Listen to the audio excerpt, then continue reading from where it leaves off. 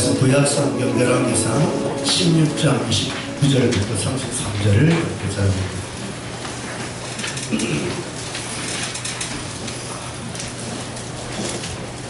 열왕기상 16장 29절부터 33절.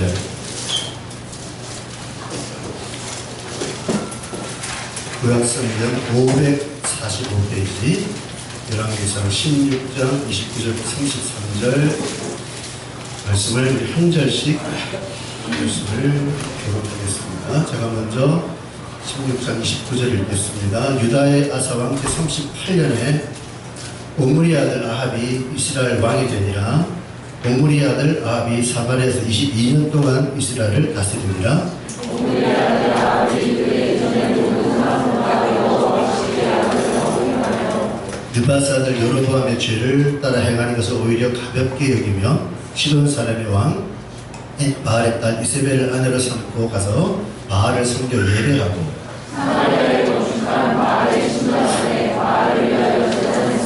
함께 했습니다. 또 아사라상을 만들었으니 그는 그 이전에 이스라엘 모든 왕보다 심히 이스라엘 하나님 여호와의 거지하였더라. 아멘. 하나님 앉으시고 고개를 들고 말씀 앞에 마음을 여시길 바랍니다. 지금 몇 주 동안 계속해서 아주 연일 찌는 듯한 뜨거운 날씨가 계속되고 있을 뿐만 아니라 이제 어느새 올림픽이 또 변화를 해서 올림픽의 뜨거운 열기까지 우리를 이렇게 달아오르게 하는데 이런 날씨와 올림픽보다 더 뜨거운 게 하나 있어요. 그 뭐냐면 우리들의 낯입니다. 무슨 말인가? 요즘 우리가 매스컴을 보면 우리들의 낯을 뜨겁게 하는 사건들이 끊임없이 우리에게 들려지고 보여지고 있습니다. 한동안은 또 유명 연예인들의 스캔들이 연이 계속 뜨잖아요. 한 사람 터지면 줄줄 무슨 이야기를 한 것처럼 개그맨, 유명한 한류 스타, 영화배우 이런 수많은 연예인들의 성스캔들이 끊임없이 지금 우리에 보여지고 들려지는 그런 일들이 일어났습니다. 다 깜짝깜짝 놀라죠. 근데 또 지난주에는 기독교계에 청소년 사역으로 아주 유명한 한 목사님의 성스캔들이 터져서 기독교가 발칵 뒤집혔습니다. 이분은 누구냐? 라이즈업 부모님이라는 청소년 선교단체에 우리나라 가장 영향력을 많이 미치는 목사님인데 어느 기독교 언론에서 이 목사님의 좋지 못한 소문을 이렇게 이제 듣고 취재를 했어요.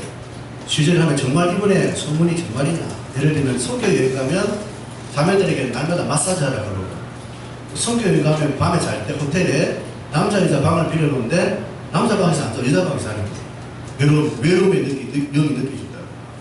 그런데 소문을 추적하는 가운데 한 자매를 만났습니다. 20대 후반의 자매를 만났는데 이 자매가 10여 년 전에 이 라이즈업이라는 유명한 선교단체 헌신자가 되었었는데 헌신하고 살아갈 때 목사님의 성놀이가 17세 때부터 4, 5년 동안 목사님과 함께 성놀이계로 살다가 빠져나온 이 자매를 만났어요. 이 자매가 이제 얘기를 다 하는 거죠. 그래가지고 기독 언론에서 이게 처음에 퍼졌습니다. 일방안파, 주요 일간지, 서울신문도 다 터졌어요. 이분이 이름 없는 목사가 아니라 아주 유명한 젊은 목사인데요. 라이즈업 코리아 집회 아시죠? 오늘 열립니다. 오늘 밤에. 이런 집회, 청소년 대형 집회를 주관하는 아주 영향력을 미치는 목사인데 이것이 이제 매스컴에 퍼져나가자 즉각 자기 사실을 인정하고 사퇴를 하고 오늘 라이즈업 집회가 전면 취소돼 서울시청 앞 수만 명이 모여 청소년들 이런 집회가 잘 없어요. 수만 명이 모여 전국적으로 오늘 밤 6시에 서울시청 앞 광장에서 집회가 열리는데 전면 취소가 되어버렸어요. 이것만이 아니라 엊그제는 무슨 해피 라이프 개발을 하는 원장인데 조모 목사를 보는데 이분이 아주 유명한 스타 강사예요. 관공서, 기업체, 교회 간증하고 강의하는 100만 번째 프로포즈, 고난 수업이라는 책도 만들어 스테디셀러가 되고 관공서 이런 데 엄청난 유명한 강사입니다. 근데 이분이 목사인데요. 자기 프로필을 내세울 때 내가 서울대 법대 대학원을 나오고 그 다음에 내가 5급 공무원을 지내다가 다 그만두고 목회를 했다라고 이제 이렇게 공공연하게 자기 프로필을 내세우는데 전부 거짓말이에요. 전부 거짓말. 새빨갛게 되는 거예요. 굉장히 발각이 됐습니다. 난리가 났습니다. 또 어느 신학교 교수가 여제자를 성추행해서, 요거는 이제 신문에 기사가 안 나와요. 그냥 한 줄 그냥 뭐 신학대학 교수가 여제자를 상습적 성추행, 한 줄로 끝나버려요. 이런 사건들이 연일 지금 계속 터지고 있습니다. 제가 같은 목사로서 정말 우리 성도들에게 부끄러움을 금할 길이 없고 뭐를 할 말이 없어요. 너무 죄송하고 목사들이 희망과 소망을 주고 답을 줘야 되는데 자꾸 이렇게 문제의 주인공이 되다 보니까 여러분에게 정말 죄송하고 부끄러움을 금할 길이 없습니다. 자, 여러분 여기서 우리가 좀 생각해 볼 것은 우리가 살아가는 세상은요, 이 세상이란 것은 어제 오늘 일이 아니야. 이런 일들이 어제 오늘 일이 아니거든요. 예전부터 쭉 지금까지 있어 왔습니다. 충분히 이해가 가요. 문제는 뭐냐? 세상의 빛과 소금이 되라고 부름을 받은 우리 그리스도인들이 지금 세상에 나가 살아가는 우리의 모습들이란 게, 오늘 목사들은 이 빛과 소금의 역할을 하는 그리스도인의 지도자잖아요. 지도자인 목사들이 이런 삶들을 살아간다면 얼마나 우리가 하나님과의 영광을 가르겠는가, 이런 것이 문제라는 겁니다. 사실 밝혀진 것은 극히 일부분의 얘기입니다. 사실은 교회들마다 안 밝혀진, 숨겨진, 덮여진 이런 비리와 죄악들이 사실은 훨씬 더 많다는 거예요. 훨씬 더.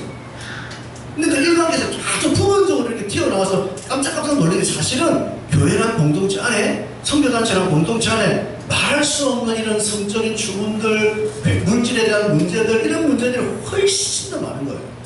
이게 지금 우리의 현실이라는 거예요.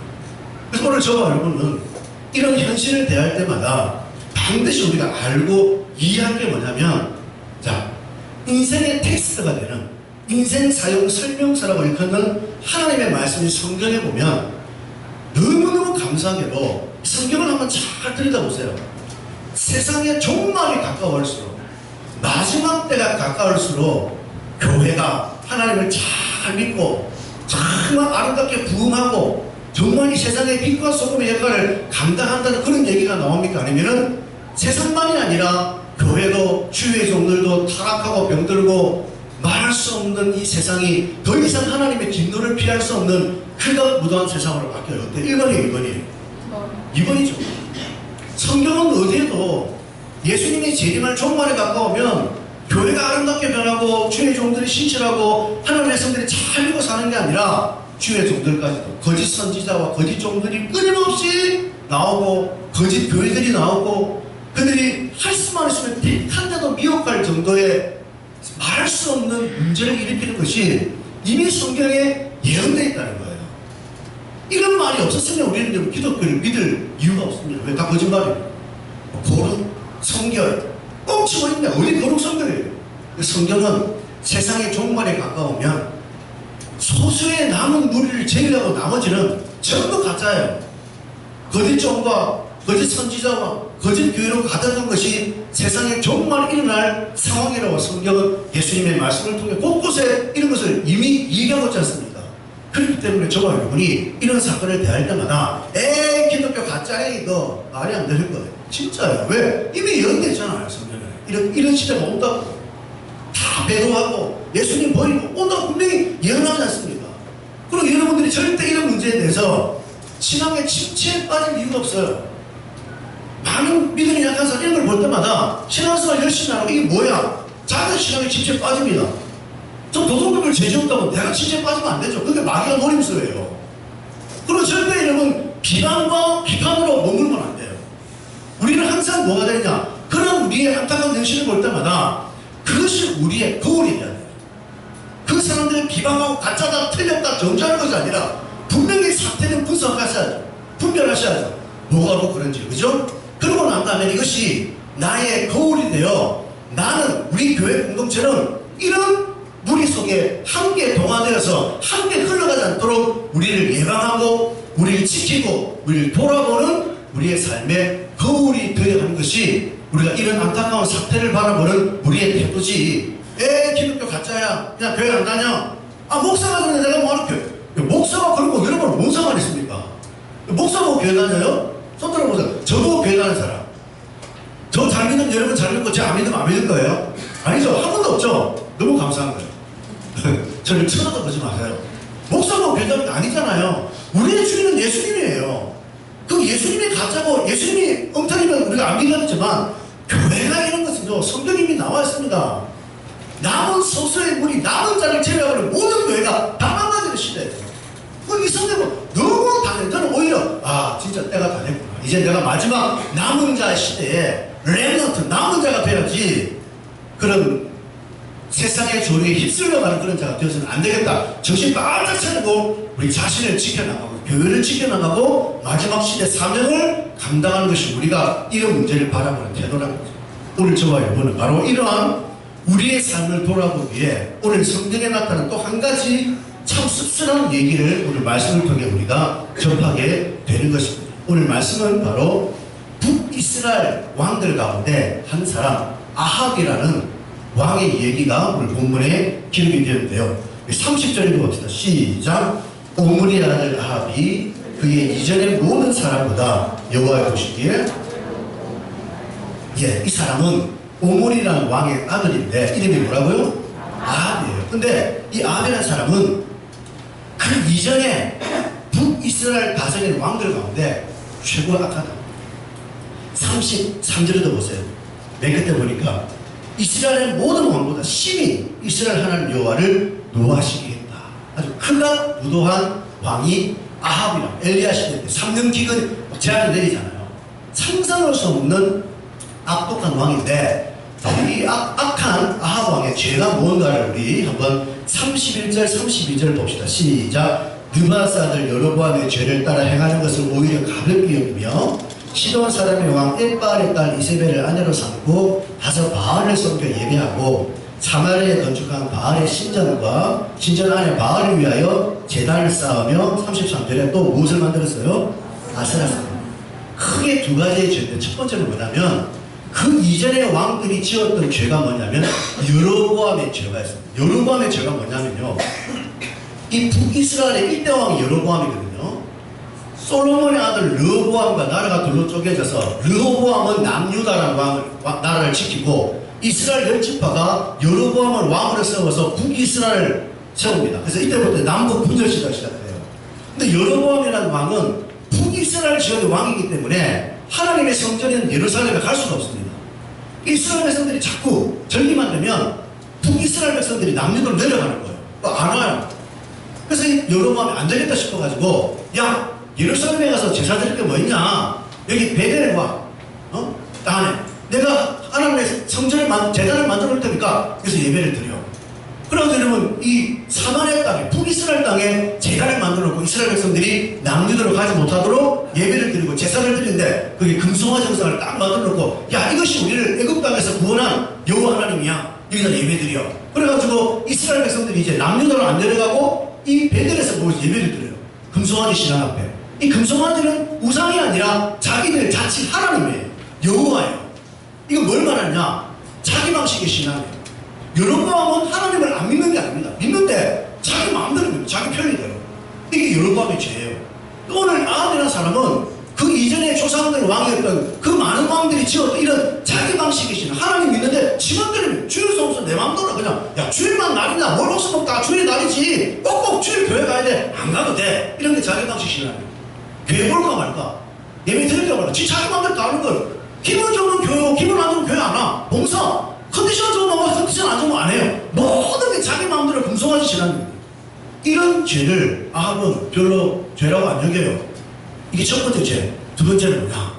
결혼을 하는데 그 당시에는 여러분 이런 부족국가 시대에 막 이렇게 서로 국가들 간에 막 이렇게 그걸 하잖아요. 공조관계를. 근데 시돈의 왕과 결혼합니다. 정작 결혼을. 시돈의 왕의 딸이 바로 뭐냐? 이세벨이라는 여자인데 이 시돈이라는 나라가 바알이라는 이방 종교의 중심지예요. 이 이세벨이라는 여자가 바알 신앙의 독실한 신자입니다. 그 여자와 결혼하니까 이 이스라엘 땅에 바알이라는 종교를 수입하는 거예요. 그래서 이스라엘 땅에 바알 신전, 바알 제단, 바알이라는 것은 다산의 신, 풍요의 신. 그 신을 막 믿고 기도하면 부자가 되고 풍요를 누리고, 또 바알 신앙은 예배 끝나고 나면 그 성전을 섬기는 여자와 섹스를 합니다. 이부 순서가 쾌락을 즐거워요. 노래가 얼마나 좋아요. 와, 부엽게 아주 다산의 축복을 주죠. 너무 좋은 거예요. 그런 신을 수입해가지고 이스라엘 땅에 바알 신전, 바알 신당, 뭐 아세라상, 목상, 얼마나 우상을 섬기는 죄를 범한 게 바로 이 아합이란 사람의 죄거든요. 오늘 우리는 뭘 보냐면 이 아합이라는 사람도 이스라엘 사람 아닙니까? 북이스라엘 사람이라는 것은 근원적으로 모태신앙이잖아요. 그 당시 배경을 볼 때 하나님을 믿는 배경 속에 태어난 이 아합이라는 자가 왜 이렇게 망가지고 타락하느냐, 그 이유가 뭔가를 통해 오늘 이 시대에 우리 그리스도인들이 왜 우리가 이렇게 세상 속에서 무너지고 깨어지고 말할 수 없는 참담한 세상의 조롱거리로 살아가는지 그 원인을 통해 우리 자신을 벗어나는 거예요. 그러니까 첫 번째, 아합이라는 사람, 이렇게 못되신앙인데 타락할 수밖에 없는 이유가 뭐냐? 바로 31절에 보면 죄를 어떻게 했겠습니까? 여로보암의 죄를 어떻게 해요? 가볍게 했어요. 가볍게. 죄를 다시 말하면 아합이라는 사람 어릴 때부터 죄를 죄로 여기지 않는 생활 태도, 생활 습관. 그러니까 죄를 지어도 그 죄에 대해서 안타까워하고 하나님께 죄송해하고 고치려고 노력하면 죄를 죄로 여기지 않는 생활 습관과 태도가 어릴 때부터 쭉 배워온 거예요. 그래서 여로보암의 죄 아무것도 아니에요. 이게 뭐 죄냐? 하나님 믿는데 어디서든 제사장님 꼭 예루살렘에 가야 되나? 여기서 지르면 되지. 이걸 죄로 안 여기는 생활 습관과 태도가 딱 보면 되는 거예요.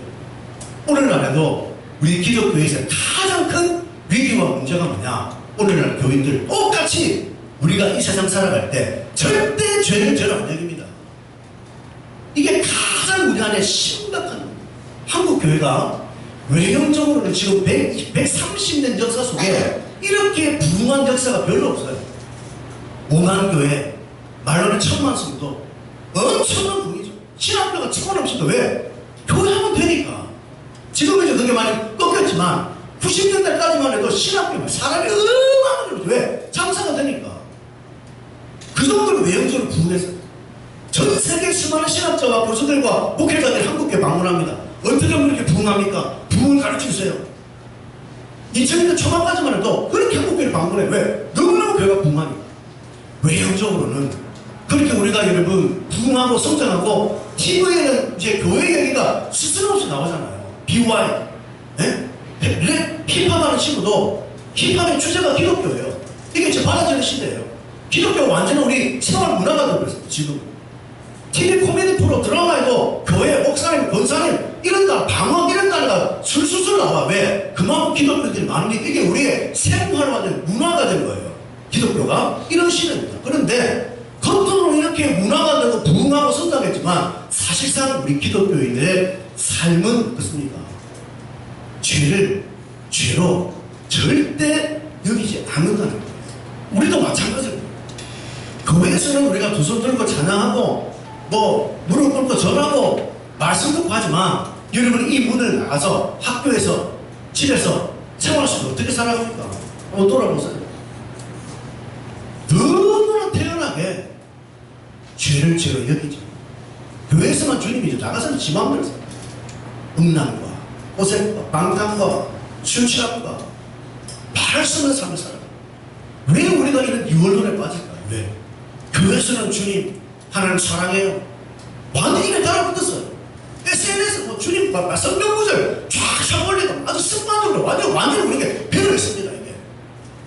그런데 실제로 내가 나가서 돈 문제 앞에 인간관계 앞에 성 문제 앞에 우리 도대체 어떻게 살아가고 있는가? 왜 우리가 이런 유월론에 빠져 사는가? 그 이유는 바로 교회와 성도들에게 있어요. 첫 번째는 교회가 죄의 얘기를 안 합니다. 여러분 딴 교회 가보세요. 죄의 얘기 하는 데 있습니다. 특히 큰 교회 가보세요. 죄의 얘기 하는가? 공공연하게 신학교에서 뭐라고 가르치냐면요. 신학생들에게 너희가 목회 현장에 가서 교회를 부흥하고 성장시키려면 죄의 얘기를 하지 말라고 가르칩니다. 목회자, 신학교 교수들이 왜 성도들이 죄 이야기하면 싫어한다는 거예요. 교회 안 나온다는 거예요. 왜? 편하고 싶거든요. 위로받고 싶거든요. 복받고 싶거든요. 그래서 목회자가 목회할 때 목회의 팀을 얘기하면 부흥의 비결을 얘기하면 절대 설교 시간에 죄, 회개 이런 얘기 하지 말고 위로, 축복, 번영 이런 얘기를 해야 돼요. 그 대표적인 예가 서울의 우리나라의 전 세계 제일 큰 교회 있잖아요. 그런 교회의 메시지예요. 긍정적 사고방식, 적극적 사고방식, 하면 된다, 할 수 있다, 불가능은 없다 이런 메시지만 던지라는 얘기죠. 그래서 성도들에게 소망을 주고 부유함을 갖게 하고 이런 식의 메시지가 한국 교회 거의 80% 이상의 메시지입니다. 죄 이야기 아니에요.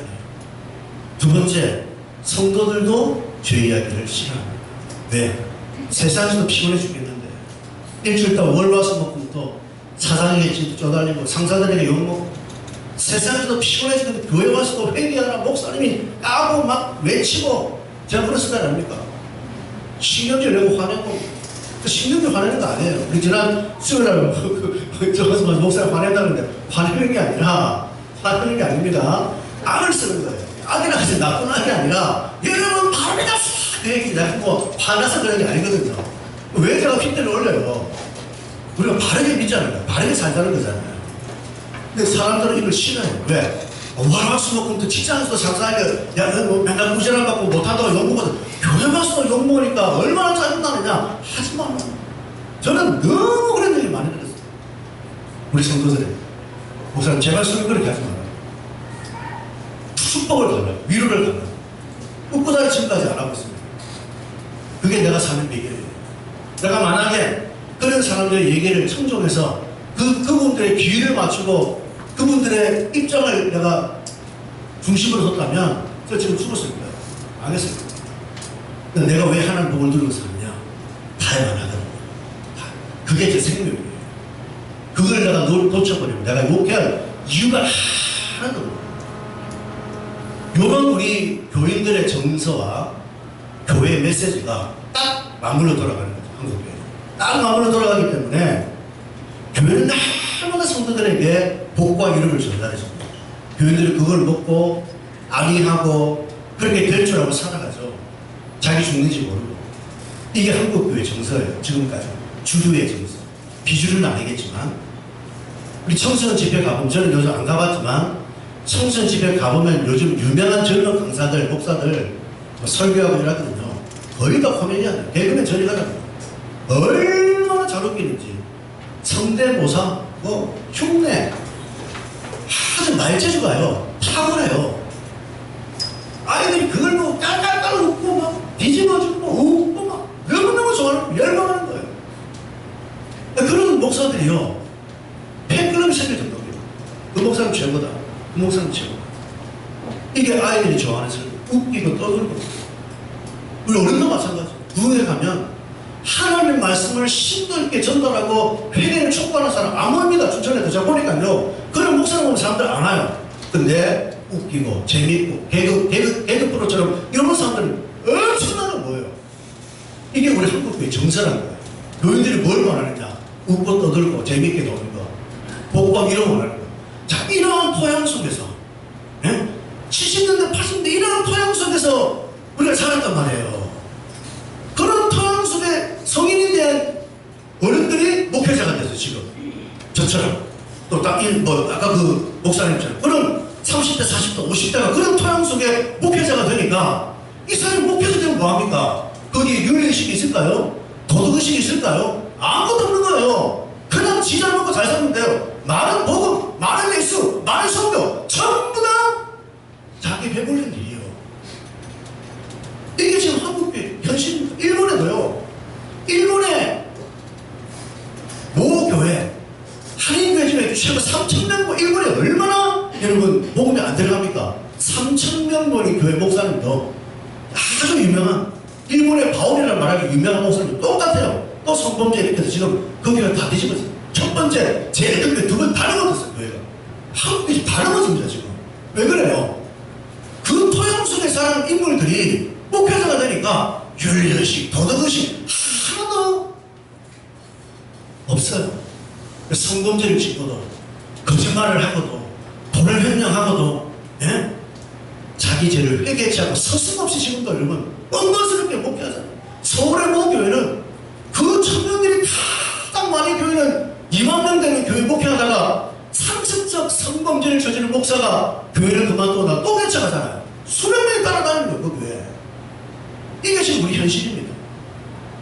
왜요? 죄를 죄로 여기지 않아요. 죄를 죄로 여기지 않아요. 1년 전에 우리 지금 청년부 춘추를 이루는 96년생들이 이제 고등학교 졸업했을 때 한번 생각해보세요. 이 친구들 수능 끝나고 이제 고등학교 졸업했습니다. 대학 들어갈 그 사이에 2월 3월 때 고등학교 친구들과 모임을 반창회를 하고 대학교 뭐 OT를 가고 MT를 가고 하면 완전히 뭐 술 도가니에 빠지잖아요. 이 아이들이 우리 교회 친구들이 그런 모임에 이제 어쩔 수 없이 갔어요. 하는 얘기가 뭐냐? 목사님, 술 안 먹는 친구가 하나도 없어요. 유일하게 안 먹는 교회가 세나무교회예요. 물론 다는 아니지만 그나마 그래도 남아있는 술 안 먹고 버티는 친구가 세나무교회 말고는 장모님 아들, 심지어 목사님 아들, 모태신앙하는 전부 다 술을 먹고 안 먹는 우리가 오히려 이상한 인간들을 취급받고 있어라고 수도 없이 제가 얘기를 드렸습니다. 왜 여러분, 세상 친구들은 충분히 하나님 모르니까요, 마셔도 되고 마실 수 있어요. 좋아요. 그걸 제가 탓하는 게 아니라 어떻게 우리 그리스도인이라고 말하는 친구들, 찬양팀 하는 친구도, 네? 찬양인도 하는 친구도 그 앞에 나와서 춤추고 뭐 하고 나가서 술 처먹고 돌아다니는 거예요. 네? 왜 그런 줄 아세요? 교회에서 죄 이야기 안 해요. 지옥 이야기 안 해요. 전부 다 여러분 좋은 얘기만 하는 겁니다. 부모나 교회 어른들이 그렇게 해서 믿는 거예요. 왜 우리들이 그렇게 넘어집니까? 제일 큰 게 부모예요. 부모의 영향력. 교회 어른들이 그렇게 사니까 아이들이 그렇게 따라가는 거예요. 적당히 믿어. 야, 너 너무 빠지지 마. 적당히 교회 너무 빠지면 안 돼. 여러분 그렇습니까? 그게 신앙이에요. 교회 너무 빠지면 안 됩니까? 빠져야 돼요. 바르게 빠져야 돼요. 안 빠지니까 문제예요. 교회를 예수님의 몸으로 쓰고 교회에 빠져서 그 교회 속에서 믿음이 자라야 되는데 그런 믿음의 성장 관심 없어요. 야, 너무 빠지지 마. 적당히 해. 이런 생각들을 가진 어른들의 자식들과 자녀들이 뭘 배우겠어요? 그대로 그냥 따라하는 거예요. 이게 오늘 우리의 현실입니다. 교회들마다 지금요, 집사, 권사, 훈련을 안 하는 사람이 없을 정도로 이러한 교회 가보세요. 나이트클럽, 여사입니다. 술은 뭐 다 기본이고, 남자 친구, 여자 친구, 장노래들 다 끌고 다녀요. 청년들 모텔 가고, 계시를 쪼고 삽니다, 지금. 찬양하는 것들이, 임원들이 술 처먹고 담배 피고, 교회에서만 취하고 나가서는 전부 다 그래서 산다니까요. 이게 지금 우리 기독교 상상을 초월하는 게 우리 현실이에요. 그러니까 여러분, 지금 교회 안에는 21세기 아함이 꽉 차 있는 거야. 21세기가. 하나님을 믿는다고 하는 사람들, 모태신앙하는 사람이 이런 세속에 빠져가지고 죄를 죄로 여기지 않는 이런 시대에 우리가 지금 살아간다는 사실을 기억하셔서 오늘 여러분 다시 우리 자신을 돌아봅시다. 죄는요, 우리가 죄 용서 받았어요. 천국 갈 수 있어요. 정말 바르게 믿으면 천국 가지만 죄란 것은 하나님이신 예수님이 십자가에 달릴 만큼 너무나 심각한 문제입니다. 그런 용서를 받은 우리가 아무렇지도 않게 여러분 죄 짓고 살 수 있겠습니까? 여러분이 왜 예배를 못 드려요? 들어가 보세요. 죄입니다. 왜 내가 인재를 못 느끼죠? 여러분 덮어둔 죄가 있는 거예요. 그 죄를 그대로 두고 나 이렇게 살면 되겠지, 죄를 넣어놓고 계속 저지르면서 전도하면 되겠지, 영혼 구원하면 되겠지, 웃기고 있네요. 하나님은 이제 영혼 구원 그게 최고라고 그랬어요. 하나님 영혼 구원 두 번째입니다. 교회 성립가 최고입니까? 아니, 22번째예요. 저와 여러분이 거룩해지는 거예요. 하나님 모시고 사는, 전도 안 해도 돼요. 주의 안 해도 돼요. 그건 22번째라니까요. 여러분이 하나님 앞에 성결하게 사는 것이 가장 주님의 큰 소망이고 바람이라는 사실을 잊지 마시고, 이 죄를 죄로 여기지 않는 이 아합의 생활 태도가 우리가 되지 않도록 다시 한번 여러분 죄에 이어 살아가는 저와 여러분 되시기를 주의 이름으로 축원합니다. 한 가지만 더 보시면 우리 31절에 그 다음 말씀 보시면, 자, 아까도 얘기했지만 이 아합이라는 자가 누구랑 결혼했어요? 이세벨이에요. 이세벨은 아까도 얘기했지만 아버지 엣바알이라는 자가 바알을 섬기는 사람인데 독실한 바알 종교 추종자입니다. 결혼하자마자 이스라엘 나라에 남편에게 얼마나 아양거렸겠어요. 온갖 유혹과 주면서 바알 신전, 바알 제단, 아세라상, 바알 신상 다 끌고 들어온 거예요. 나라를 완전히 우상공하고 만들어 버렸어요. 그래서 이 아합은 이스라엘 역대왕 가운데 가장 악독한 인물이 되는 것입니다. 여러분, 결혼이라는 것은요, 우리가 멍에를 메고 사는 삶이잖아요. 평생 동안 이제 한 남자와 한 여자가 만나서, 멍에가 뭡니까? 소가 밭을 갈 때 나무 기구를 2마리를 딱 묶어가지고 나무 기구를 씌워요.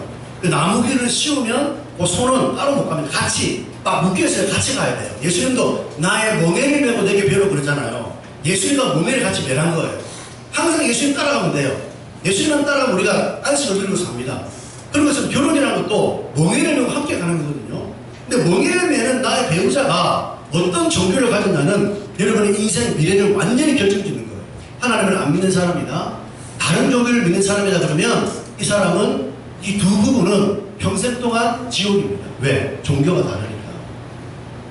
그래서 성경에는 고린도서 6장 13절에 14절에 믿지 않는 자와 절대 멍에를 하지 말라고 해요. 여러분이 그 사람과 사귀는 순간부터 여러분 끝이에요. 우리는 죄를 따라가는 죄성이 지금도 남아있거든요. 내가 아무리 믿음이 좋아도 여러분을 못 이겨요. 그래서 믿지 않는 자와 멍에를 가지고 교제하지 마세요. 여러분 신앙이 죽습니다. 10중 8구 제가 만난 모든 불신자와 결혼한 그리스도인들은 전부 다 개박사는 믿음 하나도 안 합니다. 믿는 거 같죠? 안 믿는다니까요. 결혼할 때만 부모님이 와가지고 결혼하면 교회 다니겠습니다. 장인어른 딸만 주시면 제가 교회 다니겠습니다. 그래, 내가 자네 믿네. 꼭 결혼하고 나서 교회 나오게. 그 질부터 안 나옵니다. 기껏해야 교회에 와서 인사만 하겠죠. 고맙습니다. 와주셔서 부서에서 항상 인사를 하지. 그 다음 왜냐면 그게 삶의 방향이다. 속지 마세요 여러분. 바보같이 여러분 놀아라는데 여기 시장 다 까먹는다니까요. 안 믿어요. 그걸 전도하려고 웃기고 있네. 안 됩니다. 그게 해보셔야 되는가. 보통 10년이에요 10년 개고생합니다. 신앙생활 못하고만 치마 풍이 박사 나요. 한 20년 지나고 나면 그때서야 돌아온 사람이 있더라고. 결혼이라는 것은 같이 바라보고 사는데, 같이 말해야 되는데 어떻게 행복하겠어요? 그 불신자가 나쁜 놈이 아니라 목적이 다르다는 삶의 목적이 절대 행복할 수 없는 거예요. 결국 부딪힙니다. 날마다 싸웁니다. 결국 여러분이 따라가게 돼 있어요. 신앙 깎아먹고 불신자가 또 살다가 나중에 20년 지나서 돌아온단 말이에요. 그런 사람 하면 안 돼요. 오늘도 보세요. 이 아합이라는 자가 신앙이 좋으면 마누라 끌어들이게 하죠. 지가 왕인데 어디 왕이 따라가잖아요. 솔로몬도 보세요. 지가 왕입니다. 최고 그날 최강대의 왕인데도 마누라 못 이기게 전부 다 우상 다 만들잖아요. 우리는 죄를 못 이겨요. 우리 입으로. 그러므로 여러분들이 이 부분을 조심하셔야 돼요. 이건 꼭 결혼만이 아니라 여러분 가까이 있는 사람 누굽니까? 여러분은 누구와 가장 많이 대화를 해요? 누구와 가장 많이 시간 보냅니까? 어느 몸에 가장 많이 가세요? 그 가장 가까이 하는 가장 가까이 하는 사람, 그 사람이 누군지 돌아보세요. 그 사람이 잘못된 사람 여러분 다 망가지는 거예요. 여러분 중에 가장 누가 통화 많이 하세요? 예? 누구랑 가장 많이 통화하세요? 통화하는 사람이 무슨 얘기예요 여러분에게? 뭔 얘기 하는가요? 신앙인 척 하면서 형제들 욕하고 자매들 욕하고 교회 욕하고 신앙을 가장 해가지고 없는 사람 욕하고 누구 있잖아 속은 얘기하고 지 생각 떠들고 사실도 아닌데 지 얘기하고 막 그러잖아요. 그건 좀 여러분 어때요? 내가 만드는 거예요. 당신들이 분별력이 없으니까 신앙이 없으니까. 네? 참 답답하죠. 답답해. 교인들이요 분별력이 없어요. 분별력이. 세상 사람들은 다 합니다. 근데 지는 몰라요. 걔네들은 저리 말하기 전부 엉터리야. 말도 안 돼. 근데 그것도 다 받아가지고 불평, 불만, 부정적인 완전 부정적인 데 빠진 사람들 교인들이. 세상 분 가보세요. 세상 친구 만나보세요. 여러분 이깁니까? 그 너는 다 맞잖아요. 나름대로 전도한다고 하지만 여러분 전도하나요? 한두 번 얘기하면 콧방귀도 안 낍니다. 결국 우리가 말려들어요. 그들이 더 잘 살아 보이고 그들이 부러워 보이고 그들이 보면 동경스럽고 이게 우리란 말이에요. 우리 현지수예요. 근데 가까이 하면 망가지기 때문에 병든 신앙이 왜 오는지 아세요? 병든 모임에 가면 안 돼요. 수련회만 말씀드리겠지만 건강은 전염이 안 돼요. 아시겠어요? 건강은 얘가 건강하고 제가 건강합니까? 아닙니다. 얘가 병든 저도 병들어요. 가까이 가지 마. 얘 지금 결망병이야. 눈 봐봐. 하잖아. 수련회 갔다 왔지 너 그제? 맞지? 와 이거 전쟁이네 제가. 오 그냥 찔러봤는데 이렇게 사기치는 거예요. 수련회 갔다 왔지? 눈 깜빡깜한단 말이야. 이거 결망병이야. 가까이 가지 마. 병은 전염됩니다. 병은 전염돼요. 신앙도요. 병든 사람 얘기 듣고 병든 사람 통하고 병든 사람 얘기하면 여러분 100% 병들어요. 건강한 모임, 건강한 사람과 대화하셔야 돼요. 제가 올해 딱 지나면서 뭘 봤냐면 우리 청년들이 8시 기도를 하더라고요. 올해 초부터인가. 이거 언제까지 하겠냐. 한 2달 하다 끝나겠지. 겨울음악 끝나면 그만두겠지 하고 제가 지켜봤습니다. 근데 우리 친구들이 계약을 해도 하자 합니다. 지금까지 계속 하거든요. 월화하고. 제가 지금 8월 딱 한번 돌아보니까 이 말씀 준비하면서 딱 돌아보니까 뭘 보고 놀랐냐면 이 8시 기도회에 나와서 자기의 마음을 오픈하고 삶을 나누는 친구들은 지금까지 신앙의 진체가 없어요. 신앙의 진체. 공동체에 나와가지고 자기의 삶을 오픈하고 서로 기도해주고 삶을 나누는 이 친구들은 여기에 나오는 고정된 멤버가 7, 8명 됩니다. 이 친구들은 신앙의 슬럼프가 예전 같으면 벌써 난리 났어요. 목사님 수련회 언제 가요? 빨리 회복하고 싶어요. 뭐 난리 났습니다. 매년 그랬거든요. 근데 올해는 이상하게 이 친구들 한마디도 그 얘기 안 해요. 왜? 자기가 신앙이 요동하지 않는다. 어떤 친구 그럽니다. 자기는 지금까지 수련회 갈 때마다 항상 신앙의 바닥에 있다는 거예요. 5월달, 6월달 되면 신앙의 바닥이에요. 12월 1일 되면 신앙의 바닥이에요. 그래서 겨울 수련회 또 회복되고 5월, 6월 신앙의 바닥이면 7월, 8월 여름 수련회 회복했는데 올해는 신앙의 정점이 있다는 거예요. 자기가 수련회 안 가는데도. 왜? 자기의 삶을 함께 나누고 깨어 기도하니까요. 건강한 몸에 나와서 건강한 사람들과 삶을 나누니까 신앙의 진체가 안 온다는 거죠. 그래서 이 친구는 지금 더 기대된다는 거예요. 왜? 신앙의 진체한테 이런 은혜를 줬는데 내가 신앙의 정점을 왔을 때 어떻게 될 것인가? 그리고 이 친구는 자기 은혜 받는 것도 중요하지만 다른 친구들 은혜 받기를 기도하고 이 친구 왔으면 좋겠어요. 저 친구 갔으면 좋겠어요. 이런 마음으로 주위를 돌아본다는 거예요. 이게 왜 그렇습니까? 누구랑 가까이 하느냐? 어디랑 가까이 하느냐? 병든 모임, 병든 사람.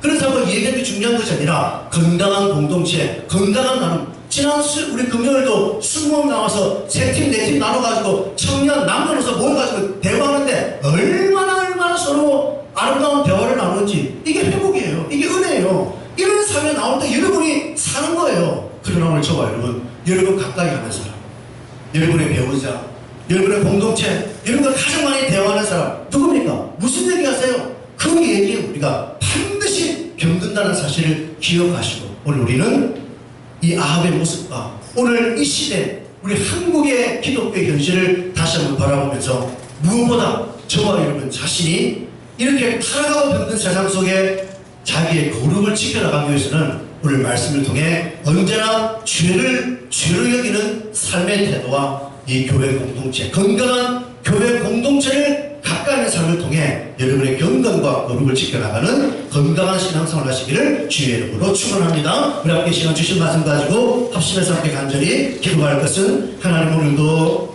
우리 이 땅의 현실을 바라볼 때 세상은 이미 타락하고 병들어 소망이 없지만